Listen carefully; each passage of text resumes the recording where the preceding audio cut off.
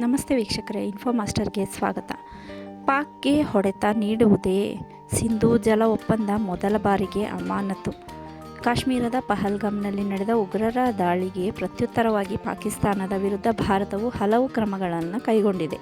ಸಿಂಧೂ ಜಲ ಒಪ್ಪಂದವನ್ನು ಅಮಾನತುಗೊಳಿಸಿದೆ, ರಾಜತಾಂತ್ರಿಕ ಸಂಬಂಧವನ್ನು ಕಡಿತಗೊಳಿಸಿದೆ, ಅಟ್ಟಾರಿ ವಾಘಾ ಗಡಿ ಮುಚ್ಚಿದೆ ಹಾಗೂ ಪಾಕಿಸ್ತಾನದ ಪ್ರಜೆಗಳಿಗೆ ಭಾರತದ ವೀಸಾ ನೀಡದಿರುವ ನಿರ್ಧಾರವನ್ನು ಕೇಂದ್ರ ಸರ್ಕಾರ ಕೈಗೊಂಡಿದೆ. ಭಾರತದಲ್ಲಿ ಈ ಹಿಂದೆ ಭಯೋತ್ಪಾದಕರ ದಾಳಿ ನಡೆದಾಗಲೂ ಭಾರತ ಇಂಥದ್ದೇ ಹಲವು ಕ್ರಮಗಳನ್ನು ಕೈಗೊಂಡಿತ್ತು. ಈಗ ಕೇಂದ್ರ ಸರ್ಕಾರ ತೆಗೆದುಕೊಂಡಿರುವ ನಿರ್ಧಾರಗಳಿಂದ ಪಾಕಿಸ್ತಾನದ ಮೇಲೆ ವಾಸ್ತವವಾಗಿ ಎಷ್ಟರ ಮಟ್ಟಿಗೆ ಪರಿಣಾಮ ಉಂಟಾಗಲಿದೆ ಎನ್ನುವ ಬಗ್ಗೆ ಚರ್ಚೆ ನಡೆಯುತ್ತಿದೆ. 1947ರಲ್ಲಿ ಭಾರತದಿಂದ ಪಾಕಿಸ್ತಾನ ಬೇರ್ಪಟ್ಟ ನಂತರ ಎರಡೂ ದೇಶಗಳ ನಡುವೆ 4 ಯುದ್ಧಗಳು ನಡೆದಿವೆ. ಲೆಕ್ಕವಿಲ್ಲದಷ್ಟು ಬಾರಿ ಸಂಘರ್ಷ, ಆರೋಪ ಪ್ರತ್ಯಾರೋಪಗಳು, ವಾಗ್ವಾದಗಳು ವರದಿಯಾಗಿವೆ. ಭಾರತದಲ್ಲಿ ಅನೇಕ ಭಯೋತ್ಪಾದನಾ ಕೃತ್ಯಗಳು ಸಂಘಟಿಸಿವೆ. ಭಾರತವು ಪಾಕಿಸ್ತಾನದ ವಿರುದ್ಧ ಹಲವು ಬಾರಿ ವಿವಿಧ ರೀತಿಯ ಪ್ರತೀಕಾರದ ಕ್ರಮಗಳನ್ನು ಕೈಗೊಂಡಿದೆ. 2016ರಲ್ಲಿ ಉರಿ ದಾಳಿಗೆ ಪ್ರತ್ಯುತ್ತರವಾಗಿ ಭಾರತವು ಪಾಕಿಸ್ತಾನದಲ್ಲಿನ ಉಗ್ರ ನೆಲೆಗಳ ಮೇಲೆ ಸರ್ಜಿಕಲ್ ಸ್ಟ್ರೈಕ್ ನಡೆಸಿತ್ತು. 2019ರಲ್ಲಿ ಪುಲ್ವಾಮಾ ದಾಳಿಗೆ ಪ್ರತ್ಯುತ್ತರವಾಗಿ ಪಾಕಿಸ್ತಾನದ ಬಾಲಾಕೋಟ್ನ ಉಗ್ರ ನೆಲೆಗಳ ಮೇಲೆ ವಾಯುದಾಳಿ ನಡೆಸಿತ್ತು. ಹಲವು ಬಾರಿ ರಾಜತಾಂತ್ರಿಕರನ್ನು ವಾಪಸ್ ಕರೆಸಿಕೊಂಡಿದೆ, ವೀಸಾ ನಿಯಮಗಳನ್ನು ಬಿಗಿಗೊಳಿಸಿದೆ. ಆದರೆ ಸಿಂಧೂ ಜಲ ಒಪ್ಪಂದವನ್ನು ಅಮಾನತು ಮಾಡಿರುವುದು ಇದೇ ಮೊದಲು. ಸಿಂಧೂ ನದಿ ವ್ಯವಸ್ಥೆಯು ಸಿಂಧೂ ನದಿ ಮತ್ತು ಅದರ 5 ಉಪನದಿಗಳು ಸಟ್ಲೆಜ್, ರಾವಿ, ಬ್ಯಾಸ್, ಜೇಲಂ, ಚೀನಾಬ್ ಒಳಗೊಂಡಿದೆ. ಹಿಮಾಲಯದಲ್ಲಿ ಹುಟ್ಟುವ ಇವು ಭಾರತದಲ್ಲಿ ಹರಿಯುತ್ತಾ ಪಾಕಿಸ್ತಾನ ಪ್ರವೇಶಿಸಿ ನಂತರ ಅಂತಿಮವಾಗಿ ಅರಬ್ಬಿ ಸಮುದ್ರ ಸೇರುತ್ತವೆ. ಸಿಂಧೂ ನದಿ ವ್ಯವಸ್ಥೆ ಎರಡೂ ರಾಷ್ಟ್ರಗಳಿಗೂ ಮಹತ್ವದ್ದು. ಕೃಷಿ, ನೀರಾವರಿ ಉದ್ದೇಶಕ್ಕೆ ಎರಡೂ ರಾಷ್ಟ್ರಗಳು ಬಳಸಿಕೊಳ್ಳುತ್ತಿವೆ. ನೀರಿನ ಹಂಚಿಕೆಯ ಸಂಬಂಧ ಸುದೀರ್ಘ 9 ವರ್ಷಗಳ ಮಾತುಕತೆಯ ನಂತರ ವಿಶ್ವಸಂಸ್ಥೆಯ ಮಧ್ಯಸ್ಥಿಕೆಯಲ್ಲಿ 1960ರ ಸೆಪ್ಟೆಂಬರ್ 19ರಂದು ಕರಾಚಿಯಲ್ಲಿ ಸಿಂಧೂ ಜಲ ಒಪ್ಪಂದಕ್ಕೆ ಭಾರತ ಮತ್ತು ಪಾಕಿಸ್ತಾನ ಸಹಿ ಹಾಕಿದ್ದವು. ಪೂರ್ವ ನದಿಗಳ ಪಾಲು ಸಂಪೂರ್ಣವಾಗಿ ಭಾರತದ್ದಾದರೆ ಪಶ್ಚಿಮ ನದಿಗಳ ನೀರು ಪಾಕಿಸ್ತಾನಕ್ಕೆ ಸೇರುತ್ತದೆ ಎನ್ನುವುದು ಒಪ್ಪಂದದ ತಿರುಳು. ಪಶ್ಚಿಮದ ನದಿಗಳ ನೀರಿನಲ್ಲಿ ಭಾರತವು ನೀರಾವರಿ ಮತ್ತು ವಿದ್ಯುತ್ ಉತ್ಪಾದನೆ ಉದ್ದೇಶಗಳಿಗೆ ಬಳಸಲು ಅವಕಾಶವಿದೆ. ಅಲ್ಲದೆ 34 ಲಕ್ಷ ಎಕರೆ ಅಡಿಗಳಷ್ಟು ಪ್ರಮಾಣದ ನೀರನ್ನು ಸಂಗ್ರಹಿಸಲು ಒಪ್ಪಂದ ಅವಕಾಶ ನೀಡುತ್ತದೆ. ಪಶ್ಚಿಮದ ನದಿಗಳಿಂದ ಪಾಕಿಸ್ತಾನಕ್ಕೆ ಸ್ವಾಭಾವಿಕವಾಗಿ ಹರಿದು ಹೋಗುವ ನೀರಿಗೆ ಅಡ್ಡಿಯೇನೂ ಇಲ್ಲ. ಆದರೆ ನಿಯಂತ್ರಿತ ಹರಿವಿನ ಮೂಲಕ ಸಾಗುವ ನೀರನ್ನು ಜಿನಾಬ್ಗೆ ಕಟ್ಟಲಾಗಿರುವ ಬಗ್ಲಿಹಾರ್ನಂಥ ಹಲವು ಅಣೆಕಟ್ಟುಗಳು ಮತ್ತು ವಿದ್ಯುತ್ ಯೋಜನೆಗಳ ನೀರು ಸ್ಥಗಿತಗೊಳಿಸಲು ಭಾರತಕ್ಕೆ ಸಾಧ್ಯವಿದೆ. ಈ ನೀರು ಪಾಕಿಸ್ತಾನದ ನೀರಾವರಿ ಮತ್ತು ಕುಡಿಯುವ ನೀರಿನ ಪ್ರಮುಖ ಮೂಲವಾಗಿವೆ. ಪಾಕಿಸ್ತಾನಕ್ಕೆ ಹೊಡೆತ ನೀಡಬಹುದಾದ ಮತ್ತೊಂದು ಸಂಗತಿ ಎಂದರೆ ಪಶ್ಚಿಮ ನದಿಗಳಿಗೆ ಸಂಬಂಧಿಸಿ ಪಕಲ್ದುಲ್ ಮತ್ತು ಸವಾಲ್ಕೋಟ್ನಂಥ ಅಣೆಕಟ್ಟುಗಳ ನಿರ್ಮಾಣ ಮತ್ತಿತರ ಯೋಜನೆಗಳನ್ನು ತ್ವರಿತವಾಗಿ ಪೂರ್ಣಗೊಳಿಸುವುದು. ಇದರಿಂದ ಹೆಚ್ಚು ನೀರು ಸಂಗ್ರಹ ಮಾಡಲು ಅವಕಾಶವಾಗಲಿದ್ದು ಭವಿಷ್ಯದಲ್ಲಿ ನದಿ ನೀರಿನ ವಿಚಾರದಲ್ಲಿ ಭಾರತಕ್ಕೆ ಹೆಚ್ಚು ಹಿಡಿತ ಸಿಗಲಿದೆ. ಪುಲ್ವಾಮಾ ದಾಳಿಯ ನಂತರ 2019ರಲ್ಲಿ ಭಾರತವು 8 ಜಲವಿದ್ಯುತ್ ಯೋಜನೆಗಳಿಗೆ ಅನುಮೋದನೆ ನೀಡಿತ್ತು.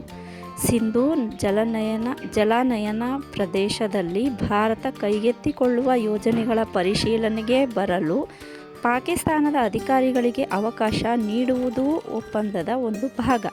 ಇನ್ನು ಮುಂದೆ ಒಪ್ಪಂದಕ್ಕೆ ಭಾರತ ಬದ್ಧವಾಗಿರುವುದಿಲ್ಲವಾದ್ದರಿಂದ ಭಾರತದ ಅಣೆಕಟ್ಟು ಜಲಾಶಯಗಳ ನಿರ್ಮಾಣಕ್ಕೆ ಮುಂಚೆಯೇ ಅವುಗಳ ವಿನ್ಯಾಸವನ್ನು ಪಾಕಿಸ್ತಾನಕ್ಕೆ ತೋರಿಸಿ ಅನುಮತಿ ಪಡೆಯುವ ಅಗತ್ಯವಿಲ್ಲ. ಕಿಶನ್ ಗಂಗಾ ಸೇರಿದಂತೆ ಪಶ್ಚಿಮ ನದಿಗಳಿಗೆ ಕಟ್ಟಲಾಗಿರುವ ಜಲಾಶಯಗಳ ಹೂಳೆತ್ತುವ ಕಾರ್ಯವನ್ನು ಆಗಸ್ಟ್ನಲ್ಲಿ ಮಾತ್ರವೇ ಮಾಡಬೇಕು ಎನ್ನುವುದು ಒಪ್ಪಂದದ ಮತ್ತೊಂದು ಅಂಶ. ಆದರೆ ಒಪ್ಪಂದ ಅಮಾನತುಗೊಂಡಿರುವುದರಿಂದ ಯಾವ ಋತುವಿನಲ್ಲಾದರೂ ಹೂಳು ತೆಗೆದು ಜಲಾಶಯಗಳನ್ನು ತುಂಬಿಸಿಕೊಳ್ಳಬಹುದಾಗಿದೆ. ದತ್ತಾಂಶ ಹಂಚಿಕೆಗೂ ತಡೆ. ನೀರಿನ ಹರಿವಿಗೆ ಸಂಬಂಧಿಸಿದ ದತ್ತಾಂಶವನ್ನು ಹಂಚಿಕೊಳ್ಳಬೇಕು ಎನ್ನುವುದು ಒಪ್ಪಂದದಲ್ಲಿನ ಮತ್ತೊಂದು ಷರತ್ತು. ಅದರ ಪ್ರಕಾರ ಕಾಲುವೆ, ಜಲಾಶಯ, ಅಣೆಕಟ್ಟುಗಳ ನೀರಿನ ಒಳಹರಿವು ಮತ್ತು ಹೊರಹರಿವು ಬಳಕೆಯ ಪ್ರಮಾಣ, ಪ್ರವಾಹದ ಸ್ಥಿತಿಗತಿ ಬಗ್ಗೆ ಭಾರತವು ಪಾಕಿಸ್ತಾನದೊಂದಿಗೆ ಮಾಹಿತಿ ಹಂಚಿಕೊಳ್ಳಬೇಕು.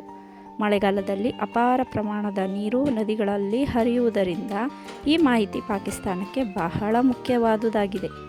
ಒಪ್ಪಂದ ಅಮಾನತಿನಲ್ಲಿರುವುದರಿಂದ ಭಾರತವು ಇನ್ನು ಮುಂದೆ ಮಾಹಿತಿ ಹಂಚಿಕೊಳ್ಳದೇ ಇರಬಹುದು.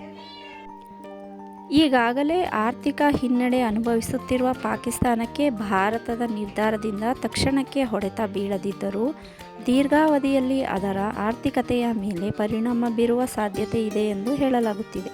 ಆದರೆ ನದಿಗಳ ನೀರಿನ ಆಧಾರದಲ್ಲಿ ಭಾರತ ಕೈಗೆತ್ತಿಕೊಂಡಿರುವ ಹಲವು ಅಣೆಕಟ್ಟು ಯೋಜನೆಗಳು ಇನ್ನೂ ಪೂರ್ಣಗೊಂಡಿಲ್ಲದೇ ಇರುವುದರಿಂದ ತನ್ನ ಪಾಲಿನ ಸಂಪೂರ್ಣ ನೀರನ್ನು ಬಳಸಿಕೊಳ್ಳುವುದಕ್ಕೆ, ಹೆಚ್ಚು ನೀರು ಸಂಗ್ರಹಿಸಿ ಇಟ್ಟುಕೊಳ್ಳುವುದಕ್ಕೆ ಸಾಧ್ಯವಾಗುತ್ತಿಲ್ಲ.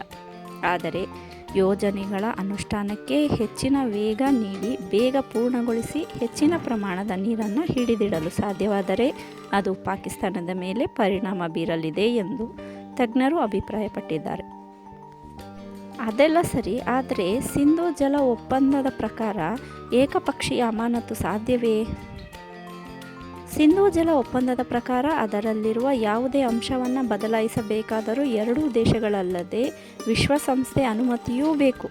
ಒಪ್ಪಂದದಲ್ಲಿ ಕೆಲವು ನಿಯಮಗಳನ್ನು ಬದಲಾಯಿಸುವ ಅಗತ್ಯದ ಬಗ್ಗೆ ಭಾರತ ಕಳೆದ ವರ್ಷ ಪಾಕಿಸ್ತಾನಕ್ಕೆ ನೋಟಿಸ್ ಕೂಡ ನೀಡಿತ್ತು. ಹೀಗಿರುವಾಗ ಭಾರತವು ಈಗ ಏಕಪಕ್ಷೀಯವಾಗಿ ಅದನ್ನು ಅಮಾನತಿನಲ್ಲಿ ಇಡುವ ತೀರ್ಮಾನ ಕೈಗೊಳ್ಳಬಹುದೇ ಎಂಬ ಪ್ರಶ್ನೆ ಉದ್ಭವವಾಗಿದೆ. ಭಾರತದ ನಿರ್ಧಾರವು ಅಂತಾರಾಷ್ಟ್ರೀಯ ಕಾನೂನಿನ ಉಲ್ಲಂಘನೆ ಎಂದು ಪಾಕಿಸ್ತಾನ ಆರೋಪಿಸಿದ್ದು, ಅಲ್ಲಿನ ತಜ್ಞರು, ಮಾಜಿ ರಾಜತಾಂತ್ರಿಕ ಅಧಿಕಾರಿಗಳು ಇದೇ ಅಭಿಪ್ರಾಯ ವ್ಯಕ್ತಪಡಿಸಿದ್ದಾರೆ. ಅಟ್ಟಾರಿ ಗಡಿಯ ಮೂಲಕ ವಹಿವಾಟು ನಡೆಯುವಾಗ ಸಾವಿರಾರು ಕೋಟಿಗಳಲ್ಲಿ ವಹಿವಾಟು ನಡೆಯುತ್ತಿತ್ತು. ಈಗ ಗಡಿ ಬಂದ್ ಆಗಿದೆ, ವ್ಯಾಪಾರದ ಮೇಲೆ ಪರಿಣಾಮ ಬೀರಿದೆ.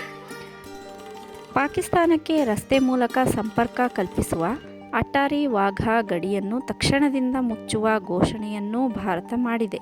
ಪಂಜಾಬ್ ರಾಜಧಾನಿ ಅಮೃತ್ಸರದಿಂದ 28 ಕಿಲೋಮೀಟರ್ ದೂರದಲ್ಲಿರುವ ಅಟ್ಟಾರಿ ಗಡಿಯು ಭಾರತ ಮತ್ತು ಪಾಕಿಸ್ತಾನದ ನಡುವೆ ಕಾನೂನುಬದ್ಧ ಸಂಚಾರಕ್ಕೆ ಇರುವ ಏಕೈಕ ರಸ್ತೆ ಮಾರ್ಗ. ಪಾಕಿಸ್ತಾನ ಮಾತ್ರವಲ್ಲದೆ ಅಫ್ಘಾನಿಸ್ತಾನದೊಂದಿಗಿನ ಸರಕುಗಳ ವ್ಯಾಪಾರಕ್ಕೂ ಇದೇ ಗಡಿಯನ್ನು ಬಳಸಲಾಗುತ್ತದೆ. ಪ್ರತಿ ವರ್ಷ ಸಾವಿರಾರು ಮಂದಿ ಈ ಗಡಿಯ ಮೂಲಕ ಉಭಯ ದೇಶಗಳ ನಡುವೆ ಪ್ರಯಾಣವನ್ನು ಮಾಡುತ್ತಾರೆ. ಈ ಗಡಿಯನ್ನು ಮುಚ್ಚಿರುವುದು ಉಭಯ ದೇಶಗಳ ನಡುವಿನ ವ್ಯಾಪಾರಕ್ಕೆ ಮಾತ್ರವಲ್ಲದೆ ಭಾರತದೊಂದಿಗಿನ ಅಫ್ಘಾನಿಸ್ತಾನ ಮಾಡುತ್ತಿರುವ ವಹಿವಾಟಿನ ಮೇಲೂ ಪರಿಣಾಮ ಬೀರಲಿದೆ. 2018ರ ಬಳಿಕ ಭಾರತ ಮತ್ತು ಪಾಕಿಸ್ತಾನದ ನಡುವೆ ದ್ವಿಪಕ್ಷೀಯ ಸಂಬಂಧ ಹಳಸಿದ್ದರೂ ಸಣ್ಣ ಪ್ರಮಾಣದ ವ್ಯಾಪಾರ ಮುಂದುವರಿದಿತ್ತು. ಭಾರತ ಕ್ರಿಕೆಟ್ ತಂಡದ ಮುಖ್ಯ ಕೋಚ್ ಗೌತಮ್ ಗಂಭೀರ್ ಅವರಿಗೆ ISIS ಕಾಶ್ಮೀರ ಎನ್ನುವ ಹೆಸರಿನಿಂದ ನಾನು ನಿನ್ನನ್ನು ಕೊಲ್ಲುತ್ತೇನೆ ಎಂದು 2 ಬಾರಿ ಬೆದರಿಕೆ ಇಮೇಲ್ ಬಂದಿದೆ. ಹೀಗಾಗಿ ಗೌತಮ್ ಅವರಿಗೆ ದೆಹಲಿ ಪೊಲೀಸರು ಭದ್ರತೆ ಒದಗಿಸಿದ್ದಾರೆ. ಪಾಕ್ ನಟನ ಸಿನಿಮಾ ಬಿಡುಗಡೆ ಕೂಡ ಭಾರತದಲ್ಲಿ ಆಗುವುದಿಲ್ಲ.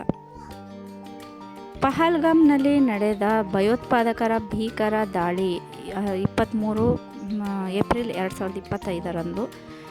ಆ ಬಳಿಕ ದೇಶದ ವಿವಿಧೆಡೆ ಕಾಶ್ಮೀರಿಗಳ ಮೇಲೆ ದೌರ್ಜನ್ಯ ನಡೆಯುತ್ತಿದೆ ಎಂಬ ಆರೋಪಗಳು ವ್ಯಕ್ತವಾಗಿವೆ. ಇದಕ್ಕೆ ಪ್ರತಿಕ್ರಿಯಿಸಿರುವ ಜಮ್ಮು ಕಾಶ್ಮೀರದ ಮುಖ್ಯಮಂತ್ರಿ ಒಮರ್ ಅಬ್ದುಲ್ಲಾ ಅವರು ಈ ವಿಷಯದ ಕುರಿತು ಇತರ ರಾಜ್ಯಗಳ ಮುಖ್ಯಮಂತ್ರಿಗಳ ಜೊತೆ ಸಂಪರ್ಕದಲ್ಲಿ ಇರುವುದಾಗಿ ತಿಳಿಸಿದ್ದಾರೆ. ಕಾಶ್ಮೀರಿ ವಿದ್ಯಾರ್ಥಿಗಳು ತೊಂದರೆಗೆ ಸಿಲುಕಿರುವ ಕುರಿತು ಯಾವ ರಾಜ್ಯಗಳಿಂದ ವರದಿಗಳು ಬಂದಿವೆಯೋ ಅಲ್ಲಿನ ಮುಖ್ಯಮಂತ್ರಿಗಳ ಜೊತೆ ನಾನು ಸಂಪರ್ಕದಲ್ಲಿದ್ದು ವಿದ್ಯಾರ್ಥಿಗಳ ಬಗ್ಗೆ ವಿಶೇಷ ಕಾಳಜಿ ತೋರುವಂತೆ ಕೋರಿದ್ದೇನೆ ಎಂದು ಅಬ್ದುಲ್ಲಾ ಎಕ್ಸ್ನಲ್ಲಿ ಪೋಸ್ಟ್ ಮಾಡಿದ್ದಾರೆ.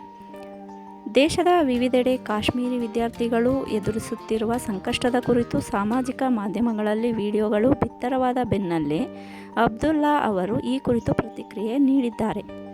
ಅಲ್ಲದೆ ಸಹಾಯವಾಣಿ ನಂಬರ್ಗಳನ್ನು ಕೂಡ ಕೊಟ್ಟಿದ್ದಾರೆ. ಇದು ವಿಡಿಯೋನಲ್ಲಿ ಹಾಕಿದ್ದೀನಿ, ದಯವಿಟ್ಟು ನೋಡಿ. ಇನ್ನಷ್ಟು ವಿವರಗಳನ್ನು ಶಾರ್ಟ್ಸ್ನಲ್ಲಿ ಅಪ್ಲೋಡ್ ಮಾಡಿದ್ದೀನಿ, ದಯವಿಟ್ಟು ನೋಡಿ.